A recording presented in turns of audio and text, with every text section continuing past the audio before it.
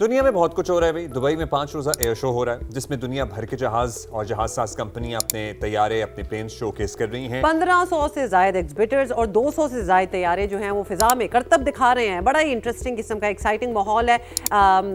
One of the first air shows जो था ना इन लेट 90s और early 2000s, I was very young, मैंने देखा था दुबई में, सो आई वाज देयर। नए जहाजों की डील्स भी हो रही हैं उधर। अब बताएं। जैसा कि फ्लाई दुबई एयरबस का कस्टमर बन गया है, सो अब फ्लाई दुबई के फ्लीट में एयरबस के जहाज होंगे।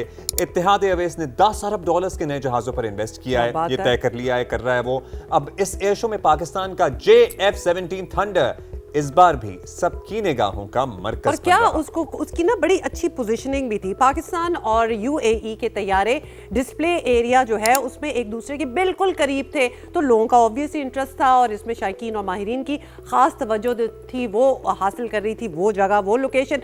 लेकिन इस एयर शो में शो स्टॉपर जो थे ना वो भारत का जहाज था। अब नाउ ये तंज किया है इन्होंने ये जुमला इन्होंने तंजन इस्तेमाल किया है, क्योंकि जहां सब ममालिक के जहाजों को इज्जत मिल रही थी, वहीं भारत वाले अपने फाइटर तैयारे तेजास की ऑयल लीकेज को रोकने में मसरूफ थे। लिटरली ये मजाक नहीं हो रहा। ऑयल लीक होने की वाकये ने आलमी सतह पर भारत की नाम नेहाद दिफाई सलाहियतों का पर्दा एक मरतबा फिर चाक कर दिया। इससे पहले हम ये पर्दा चाक कर चुके हैं 7 तैयारे गिराकर।